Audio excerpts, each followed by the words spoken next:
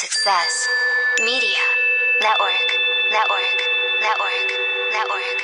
Network. Network. Network. Network.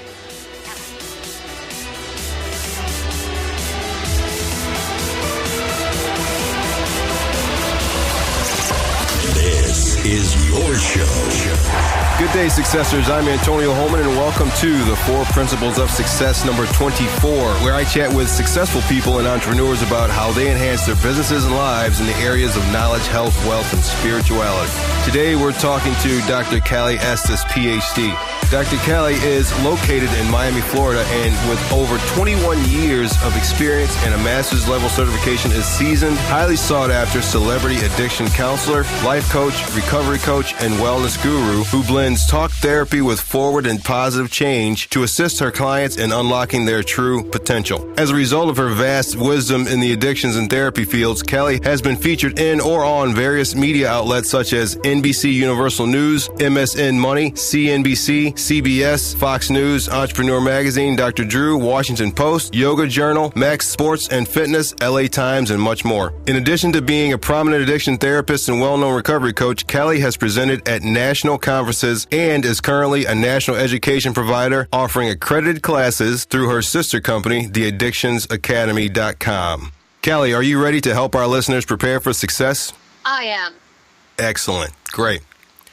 So now we just learned some things about you professionally. How about you give us a little peek into your personal life? Sure. Well, I'm probably the most unique guest you're ever going to have on. I had a downtown office in Miami for 7 years, and I gave it up, and I went totally mobile and bought a tour bus. So my husband is a rock and roll touring drummer, and I also go around the country, and I help people achieve their success. Everything from failure to launch all the way up to drug and alcohol treatment. So everybody says, what do you do for fun? My life is fun 24/7. So it's hard to say I do anything different in respect of like I go to the gym or I watch a movie or play with the dog. I'm on the go 24/7 and I'm never in the same location. That sounds like a lot of fun, actually. Wow. Every day is like an adventure for you, I guess, huh? It is. I was just down in St. Martin for 4 days. And before that, I was in Kentucky with a client. Now I'm going to LA for a week. And then I'm in Denver for a week, so I'm just all over the place. Wow, that sounds amazing. Also, I'm a drummer also. That's interesting you mentioned that. Oh, cool. Yeah, what band is your husband in? It's called Crowfly. It's an original band, and they're actually getting they've been together about a year. He wanted to do original music. He's always been in a band since he was 16. And this group, if you go to crowflyrocks.com, you'll see their music and everything. Awesome. That is so cool. I love music since I was 10 years old, probably before that. Love it. Awesome. Okay, for those who may not know, can you tell us a little bit more about what you do as a successful professional and how you help people impact their lives in positive ways? Sure. So I do everything from addiction coaching all the way up to failure to launch and then success coaching. So anybody that's stuck in their life, they're stuck because they think they're stuck in a dead-end job, or they're using drugs and alcohol to escape, or they just can't figure out life per se. Those are the types of clients that I help get from point A to point B. And I have everything from CEOs and executives of super famous companies, Fortune 500s, all the way down to the NFL, the NBA, the MLB, musicians that go on tour, and even actors and actresses. Wow, that runs the gamut right there. That's incredible. Yeah. That just goes to show that this is not just a class type of issue. This is all around for everyone. Correct. How did you initially get into the field of addiction therapy and coaching, and what attracted you to go even further and deeper into it? Well, I've always been in this industry. I've been in this industry 21 years, and with the crisis that's been around. I mean, we talk about the war on drugs in 1980. There was no war on drugs. Drugs were running rampant, and we were running around with chickens with their heads cut off trying to figure it out. And I've noticed that it's impacted pretty much everyone. Within 1 in 5 people has an addiction, and if I don't get the client that has an addiction, I get the person who's with the client that has an addiction, or the family who says, what do we do? Just for example, where I live, two tour buses over, a gentleman was talking to his wife. He's a CEO in Canada, and she said to me, he could use your help. And I said, what's wrong? And she said to me, every one of his brothers hit 50 and died of a heart attack from stress from running this family business. He turns 50 next month. And I said, how do you feel? And he said, I'm just stressed out. So he became a client because he's worried about certain things that he's put first. And then as we start talking, I find out he also likes to drink. And sometimes it's not a little bit, it's a lot. And that's how he copes with stress. So those are things I tackle. Wow. What were you doing before this specific type of therapy and coaching? I've always done this. I've been doing this 21 years. Yeah. I took a break to start a fitness company in 2004, and I had the nation's largest in-home fitness company for a few years. And then when the economic downturn hit, what happened was I lost the fitness company because the first thing, when people can't pay their mortgage because they're losing their home, they're not going to have a trainer come to their house. So I lost the company and I went back into this industry. What was your first entrepreneurial venture and how old were you? I was 11 and I started a newspaper called 1 to 1, and I went door to door and sold my paper for $1.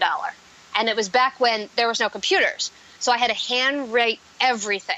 And I would tell people, do you want ad space? And I would design the ads. That was my very first adventure. And then from there, I was probably 13. I gathered all the neighborhood kids and got them together to do a talent show. And we went door to door, and I had the parents pay to come watch the kids. So I made money off the kids performing.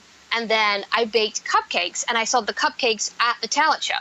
So I walked away, when you're 13, I walked away with like $30. And you're like, oh my God, I'm $1 million, I'm rich. So those were my first little things. And that's when my love of being an entrepreneur hit. Wow, that's incredible for an 11-year-old that's some hard work for a child. Yeah, to just dive into it and just go for it. That's pretty cool. Handwritten. I drove my mother crazy. I was always coming up with things to make money, and she just, why can't you just go play like the other kids? I'm like, because that's not what interests me. Wow, I love stories like that, always. Now, from what I understand, you are a proponent of teaching the law of attraction and utilizing it too, I would imagine. Exactly. How do you go about teaching people this, and how do you teach them to even understand the law of attraction and apply it to themselves? Okay, so example, I had a client yesterday, and she said to me, she goes, when I go to work, I'm always worried that people think I'm not doing enough work. I'm not living up to my potential. I'm not pulling my weight, per se. And I said, what goes through your head when you walk in the office? And she said, she goes, I hear them looking at me or saying something behind my back. And I said, is it accurate or is it assumed? And she said, it's kind of assumed. And I said, here's what I want you to do. I want you to walk into the office, and I want you to say, everybody thinks I'm doing a fantastic job, in your head. And I want you to focus on that and spend the whole day focusing on what a wonderful job you're doing and how happy everyone is with you. And she said, okay. I said, by the end of the day, one person will have come up to you and tell you you're doing a fantastic job. And she says, you're crazy. I said, try it. She called me back at the end of the workday and said, my boss came up and said, you're doing a fantastic job. And she goes, I don't know what you did. I said, I didn't do anything. You did it. And she goes, this is how it works. And I said, yes, it's very simple. You put the energy out there of what you want to receive, and you receive it. If you put negative energy out, you're going to get negative energy. And you were putting negative energy out. You're saying, everybody thinks I'm doing a bad job. And all you had to do is shift your perception. When you shift your perception, everything changes. Yeah, very powerful, and it works every time I've personally ever used it. And a lot of people I run into, they say, oh, that's BS, it doesn't work. But the thing is, it's not just actual black and white words on a paper. It is a mindset, it's a mannerism, it's the words, the way they come out of your mouth. It's everything. Exactly. But it always works. It always works. I've used it for every company I've had. I've had 5 companies total. And even stupid things like looking for a parking spot at Christmas, I'll freak people out when we're going Christmas shopping. I'll say, watch this. I'm going to create a parking spot up front. And it's Christmas time. There's no parking spot up front. So everyone goes, oh, you can't do that. Well, if you think you can't, you can't. Right. And I would just focus on it. We get a spot. It may not be the very first spot, but we'll get one, fairly close. And everyone thinks I'm crazy. Well, how are you doing that? That's some voodoo witchcraft. So it's not voodoo witchcraft. It's no different than... you pray. You go to church and you pray and you ask for stuff. And sometimes it happens, sometimes it doesn't. What if you could get it every time? And then people look at me and say, well, what do you mean? Well, what if you got everything you asked for that you needed? Now, granted, if you need a car and you say, I want a Lamborghini, you may not need a Lamborghini. You may get a Honda, but you're going to get a car. Yes. But the back end is you also have to do the work. You can't just ask for stuff and sit around and watch TV. You have to send the ships out. You have to inquire. You have to be persistent. And that's the piece people usually fail at. They sit around, they decide what they want, and then there's no action. And then they say, well, it never happened. Well, you did no action to make it happen. You have to do the action. Exactly. I love these words. So what profound way do you feel the law of attraction has really changed your life? Oh, well, when I finally really adopted it, and I adopted it in a kind of an odd way, I was sort of asked to kind of leave the Catholic Church because my vision and their vision weren't the same. And I started searching for spirituality. And I studied Buddhism and Taoism. I studied witchcraft. I studied voodoo. Nothing resonated. I was like, nothing here feels right. And I studied shamanism. And the first thing they told us I studied with the Lakota tribe, was that spirit's all around you. And you can tap into that at any point to get your needs met. You just have to tap into it. You have to be open-minded. The more open-minded I became, the more I was able to do it. And as I did it, the more things that happened, the more good things that happened. More clients came my way. More people who needed help came my way. The money followed. So a lot of people say, well, I need more money. Okay, well, it doesn't just show up because you need it. What are you going to do to get it? And what positive influence are you going to have? That's the other piece. You have to do something positive. So because I help so many people, I do a lot of free classes. I do a lot of free coaching for people that don't have excess money. And that always comes back to me in one way or another. So as we know, life's a roller coaster. Nothing ever remains positive and good all the time. Throughout your journey, what do you feel was the time you felt the most unsuccessful in your life? When I lost the fitness company and the economic downturn, and I had no money. My bank account, within 60 days, we were making $4.1 million. It was gone because we had to pay the staff and take care of as many people as we could. And then I put my stuff on a moving truck to go back to my home area in Pennsylvania, and I was swindled by the moving company. Oh. Yeah. All of my stuff burned up in a fire, and I literally had the clothes on my back, my dog, which I brought over myself, and my computer, and my cell phone. And I just sat there and I was like, how did I get here? How was I had 1,000 independent contractors and 17 W-2 staff in-house in a penthouse in Dallas, Texas, and now I'm sitting on a cold floor, Christmas, with no running water and no heat and no money. And I had to reevaluate my entire life, how I got here. So I decided I was going to pick my bootstraps up, basically, and evaluate what I did wrong. And I realized in that company, we never gave back. We did nothing to give back. Everything was about us, what we owned, what we drove. So I said, I made a deal with the universe, and I said, if you give me another company, not only will I help people, but I won't be, a glutton. Because they always say, if you had $1 million, what would you do with it? And people say, oh, I'd give it away. No, you wouldn't. You'd spend every penny on yourself. You would. And that's where I realized I went wrong. And I said to myself, if I just had a second chance, I would write everything. And I got a second chance with this company. And that's what I do. And I teach people that. If you do the right thing will happen. When you do the wrong thing, you're going to attract the bad energy. Man. Cali, this conversation is extremely powerful, in case you didn't already know that. I love this. Good. I'm glad. Oh, yeah.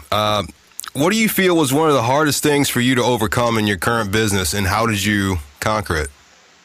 In 2014, my competitors, instead of out-marketing me, decided to slander me all over the internet. Everything from my degrees are not fake, or my degrees are fake, which I have a great, wonderful bill with Uncle Sam that I still owe to prove they're real, all the way down to I'm not qualified to do what I do, which is crap, which I have a PhD. And they even put my husband's criminal record from before I met him up there and tried to discredit me because of him. And I said, this is ridiculous. You guys are supposed to be my colleagues. You're supposed to be helping me help other people, and this is how you behave. And I kind of laid low, and I got sick of it. And I said, this is, as an industry of coaching and addiction work, instead of, screaming at each other and pulling each other apart, we should be trying to help each other, help everyone. And that's when I realized that there's a lot of people out there that really don't want to help other people. They say they do because it's cute and it gets them attention. But once I realized that, I was like, wow, there's a lot of people in the addiction industry that are very, very sick that shouldn't be helping anybody. And that kind of was a hard pill for me to swallow, because I thought, when I entered this therapy, coaching, industry when I was in my 20s, I thought everybody wanted to help. And learning that there's actually people out there that they just want the attention, that was kind of an eye-opener for me. That's a hard pill to swallow for sure. Yeah. No pun intended, man. Mm-hmm. Wow. What was your most challenging client or client-related situation, and how'd you resolve it? Okay. I had a 29-year-old female who mom and dad paid for everything from her trust fund. So she never worked, never had a job. And she would drink a lot, basically run around Miami, and, there's naked photos of her floating around, bad behavior. So the family hired me to straighten her out. And every time I would do something with her, the family would intervene and undo what I did and make excuses for her. And finally, I said, I have to give you your money back because none of you are listening to what I'm asking you to do. And the family was like, well, she's not sober because of you. And I stopped and I said, whoa, I don't own anybody's use. I don't own anybody's sobriety. She's not doing the work. She's spending almost $15,000 a month, and you're giving her the money. And I asked you to cut her off, and you won't do it. And that was the challenge, because the mother didn't see that as a problem. Well, if you give somebody who's using drugs a ton of money, what do you think they're going to do? Mm-hmm. They're not going to pay their rent. They're going to run around and do drugs. That's what addicts do. And the mother just didn't want to believe it. So I had to basically fire the client, give them their money back. And after they hired 3 different therapists who all told them the same thing, the mom came back to me and said, will you take her back? And I said, only if you cut her off. I mean, I can't get her sober. And the mom said, well, I'm not willing to do that. I said, then I can't help you. And I had to let her go. And I found out that the girl overdosed. Oh, no. Yep. And the mom called me and said, I can't believe you refused to help her. And I said, well, even all the help in the world that I gave her, you were changing everything. You were negating everything I was doing. Mm-hmm. So she was, this is what happens. So that was tough, because here you are realizing you tried everything you could, but at the same time, the back of your mind goes, what else could I have done? Is there something else I could have done?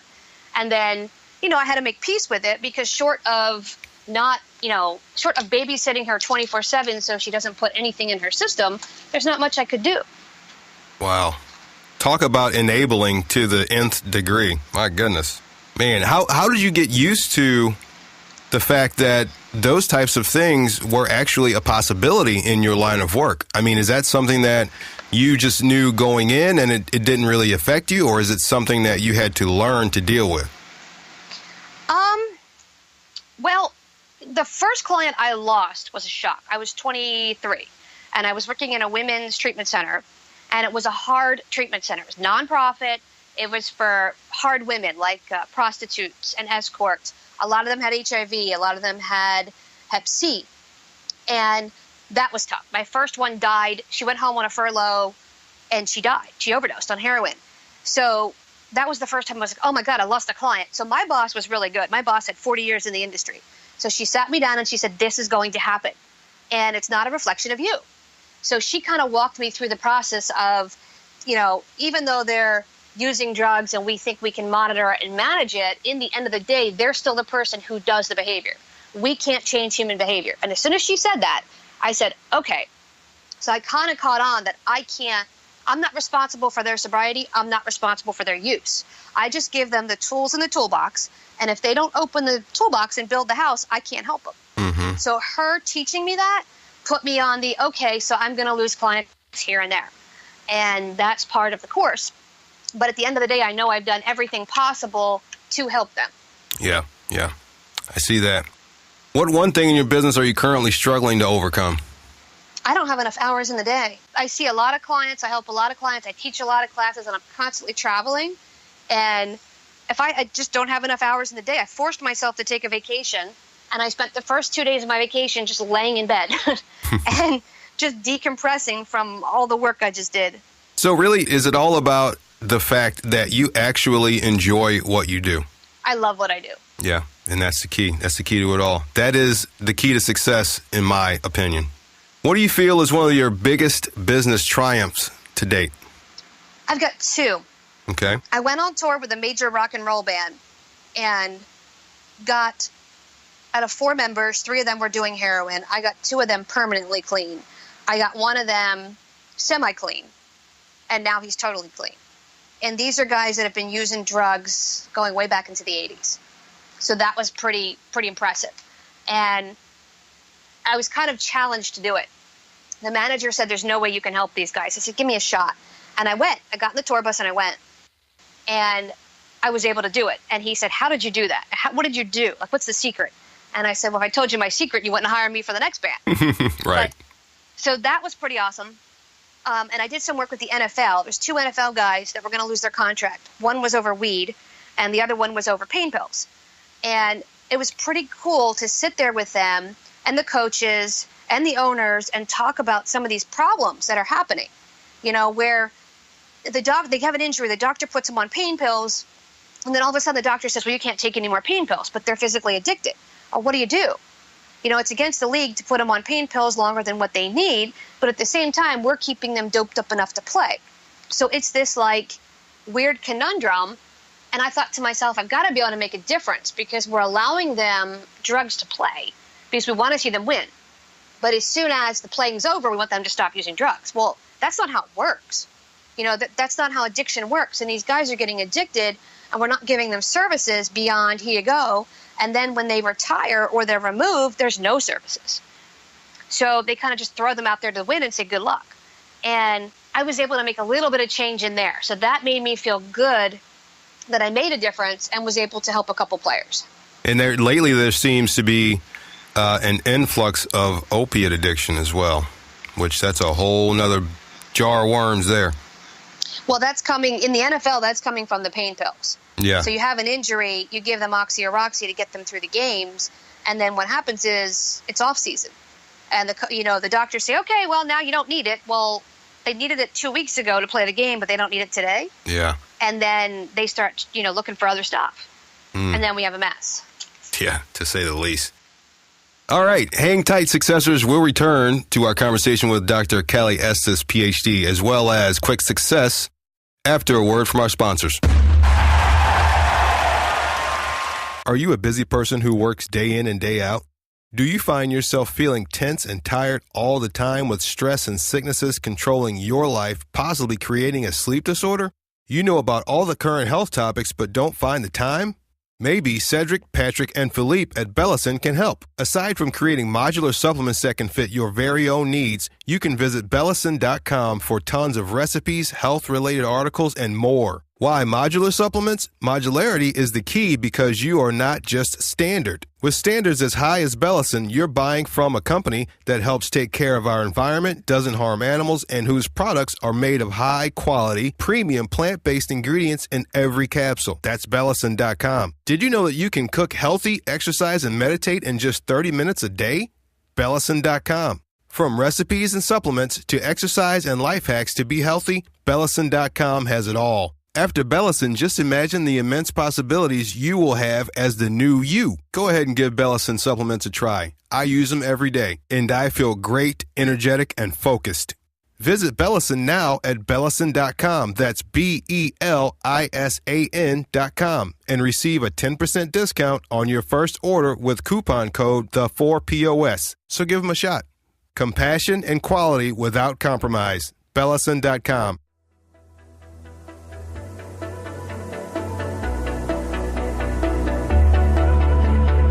And we're back with prominent addictions counselor and recovery coach, Dr. Cali Estes, PhD. You can find her at theaddictionscoach.com. Now we get to the part of the show I like to call Quick Success, where you, Cali, can inspire the successors to enhance their lives in the areas of knowledge, health, wealth, and spirituality. Cali, what are you currently doing to enhance your knowledge? I am always studying. I'm actually going to take a hypnotherapy certification course in May, which is right around the corner, to add something else new to my practice. Oh, wow. That's really cool. Wow, I really like that. What are you currently doing to enhance your health? Well, I exercise every day. I do yoga every day. I eat organic. I do a ton of protein smoothies. So I'm rarely ever at the doctor for anything because I believe practice what you preach. So I'm always doing something healthy, and I drag my clients into that lifestyle. Oh, I love doing that too. One of the best things I've ever bought is my Vitamix. That's the best money I've ever spent. What are you currently doing to enhance your wealth? I am always looking to take on new clients. I am always willing to travel.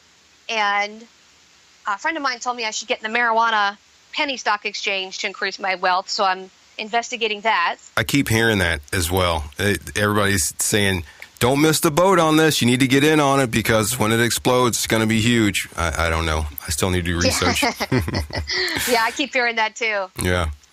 What are you currently doing to enhance your spirituality? I meditate every single day, and I connect to Source every single day, or Spirit, as we say, and lay my plans out for the week on a Monday of what I want to attract. If anything goes wrong, I'll reevaluate and refocus. Oh, I love that. I love it.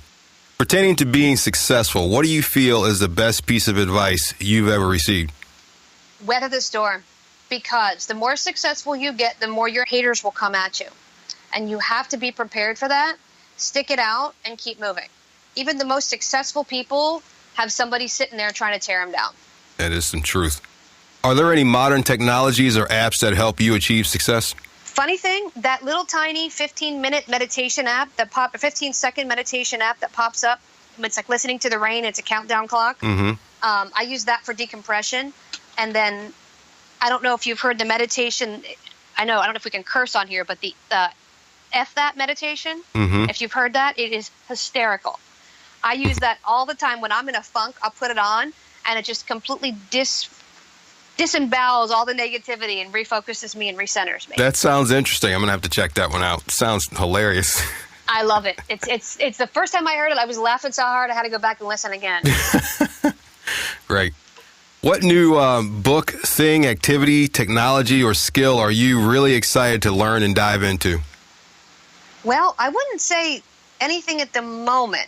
I've kind of been waiting for a new law of attraction to come out. I'm a big Wayne Dyer fan, so I've been following him, but I haven't really seen anybody comparable in that direction yet. So nothing new on that end. So I would say nothing at the moment. I'm still waiting for something to catch my attention. Okay. As far as helping our listeners achieve success in whatever it is that they're doing, what piece of advice could you give them? Decide what you want to do first and make it as specific as possible. A lot of people say, I want to be a millionaire, and then that's the only thing they have on their paper. So you have to have a roadmap to get there. And the question is, what does your roadmap look like? So that's the first thing. Sit down, be as specific as possible in knowing what you want, and then make a list of how you're going to get there. How are you going to achieve those goals? This is closely related to the last question, but being specific on our subject matter here, what's the first piece of advice you can offer someone who is struggling with addiction and wants to take the very first step towards a successful recovery? Pick up the phone. Make the phone call. That's the very first thing you need to do. And then once you make the phone call, it's all uphill from there. Interesting. Simple. Super simple. All right. And Cali has a special exclusive offer for our listeners. Cali, what is that? I am going to offer $1,000 off our Success Coach Starter Pack. So if anybody is interested in that, please give me a call and let me know, and I'll be more than happy to get you hooked up with that. All right, listeners, you heard that. $1,000 off the Success Coaching Starter Pack. That's at CaliEstes.com. Finally, how can our listeners connect with you? They can give me a call direct, 1-800-706-0318, and I'm extension 1. Or they can find me at theaddictionscoach.com, CaliEstes.com, or theaddictionsacademy.com. Okay, successors, I hope you've enjoyed my conversation with Dr. Cali, Estes, PhD. Please check out more successful content like this at the4pos.com, as well as other ways you can listen. Podcast streaming services are all over the place. I'm sure you can find one. Rate and review, and it's all for free. Thanks for listening and prepare for success. Thanks, Cali. Thanks. Have a great day.